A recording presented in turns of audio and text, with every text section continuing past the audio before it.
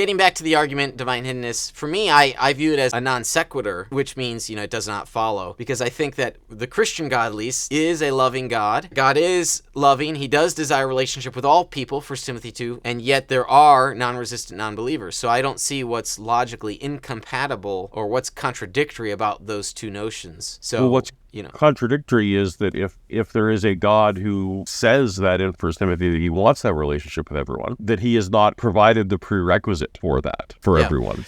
Right, because so this is where he could, right? He could provide that prerequisite to anyone. And I think he has. So then the question is, well, why are there some people who say he hasn't done that prerequisite, right? We're still wrestling with that first one, right? You're talking about, is can a loving God not provide the prerequisite? And you wanted to say the loving God doesn't need to provide the prerequisite. No, I'm saying the loving God does provide the prerequisite. Okay, so then you actually agree with the first premise. If a loving God exists, then there are no non-resistant non-believers. I don't think that follows. Let me give an example. Let me give an analogy. Please. Think of a romantic couple, and they get in a fight. Now, again, I know where you're going to say it's weak because they both believe each other exists. But the principle I want to demonstrate is that sometimes in a loving relationship, someone, either one party or both parties, needs space. So that space creates relational distance. And even the relational distance creates a gap in the experience of the other person.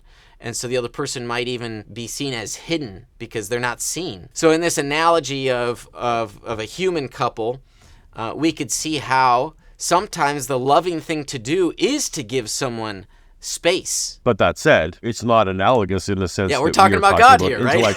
We're talking about intellectual assent. When I was a younger man, I had a crush on Jennifer Connelly. But, Jennifer Connelly married to Paul Bettany. So one might say, well, you know what? It wouldn't be good to break up her relationship. I'm giving Jennifer Connelly the space she needs to work through what she's doing right now. She doesn't even know you exist.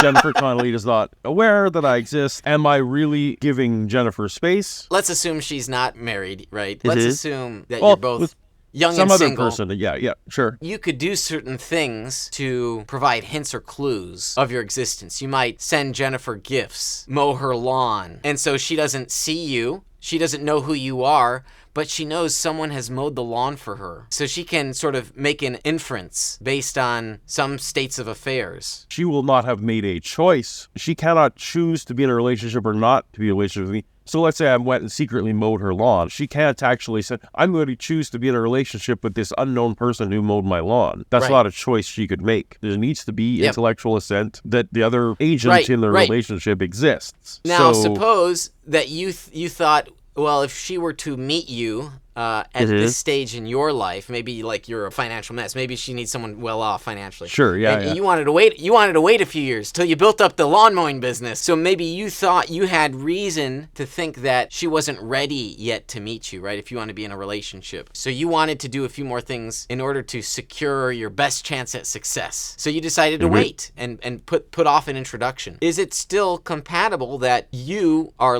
showing love to her? You're providing evidence that someone is there caring for her, but yet the time is not yet ready for you to meet. We've pointed out I think the greatest weakness in the divine hiddenness is time t, the variable time. One could always put the word yet on the end of each of those, I think, and be cogent to say, Paul, God hasn't revealed himself yet, but he will. And that is an argument that's only defeated when I die. If that intellectual assent never happened before I died, then the chance is gone, right? Well, no, I think you think that there's potentially of afterlife reconciliation. Yes, we talked about this. Yeah, this is reminding me. Yes, that's right. So I brought up the postmortem opportunities. And actually, then I'm excited, as I described last time. Cool, then actually nothing we do on earth, whether or not I assent to choose to be in a relationship with God here on earth, ultimately doesn't matter that much. I mean, I would disagree with that in the sense that there's value to this life in the here and now. So a lot of Christians think they're just passing through earth, stay out of hell free card type of thing. And I don't think that's Jesus's message in the Gospels. Yeah, let me temper that then to say that it's a temporal disadvantage, but in light of infinity, in light of eternity, it's a bearable cost. If I die and then God gives me another chance, I might regret that my decades on earth were spent poorly, but I would still ultimately,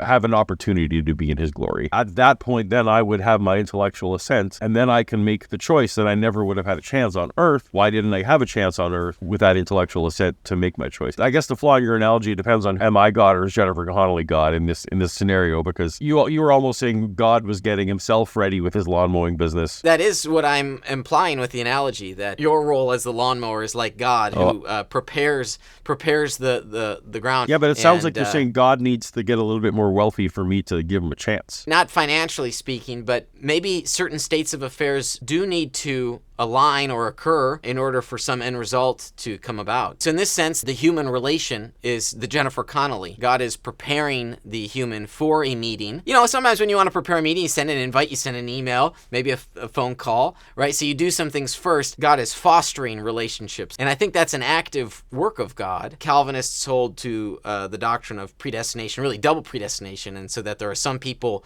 God has specifically made just to damn them to hell. I don't hold to that view, so I think God is actively interested in cultivating relationships with people. The question is, well, what about some people that don't perceive the evidence? To rewind this back, we added the word yet there. I do think the word yet complicates it with a time factor t. In order to talk about the argument without weighing in the time factor, I guess we could just move this to the last point in time t where a person can make a decision, pre-death or post-death. I think you would agree that if one doesn't have intellectual assent before they have their opportunity to make a choice, then it doesn't really matter. Thinking about the formal premise of the argument, if we were to insert or propose this new variable of postmortem opportunity, correct me if I'm wrong, but that would formally defeat the premise, right? I mean, it would show that it's logically compatible for God to be loving, and yet there are, at least in this life, some, very few, non-resistant non-believers. Then this is where it becomes more of I feel like divine hiddenness isn't work great as an argument to convince someone else that God doesn't exist. Again, it's that personal thing, because only a person themselves can identify this non-resistant non-belief status. But the way you're describing it, you're right. But then I would be like, well, now I don't care, because now I'm just waiting for me for the time variable T final. I'm now in limbo and just waiting for that time to happen. Yeah. And I shouldn't live my life any differently one way or the other, because I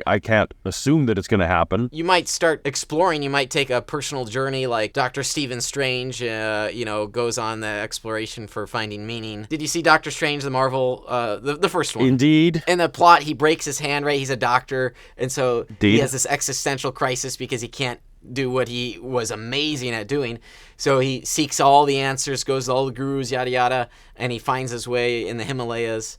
So he goes on a existential journey. So maybe you might consider that if the first premise were defeated formally speaking, but yet, as you say, it's still a very personal thing, it just places you in limbo, one might change their behavior, right? They might seek out the spiritual meaning if it's to be found there. For me personally, I feel like I did take that journey, and the Ancient One never hit me in the chest and knocked me out of my body, which is the evidence that was needed, right? Not yet, Paul. Not yet. If we're willing to play with that time thing and say not yet, then yes, what my responsibility probably is to remain non-resistant. If there is some openness, potentially, doesn't that move someone from being an atheist to an agnostic? You're now talking about labels I also don't care about. Yeah, that's fair. I'm not much of a label guy. The only label I care about is theist and non-theist, because I definitely feel like I'm atheistic towards some proposals for God and more agnostic about others. And I think Christianity is one of those ones that I'm still open to. Getting back to the formal argument, so the postmortem variable, if you will, that would serve as a formal defeater to the first premise. I think so. But it removes the stakes, shall we say. Yet we're still lingering in the sense that there are people who don't perceive evidence for God. They don't perceive God. That is a real phenomenon. How do we make sense of that? That's to be explored beyond even our time here, I think. Even perhaps.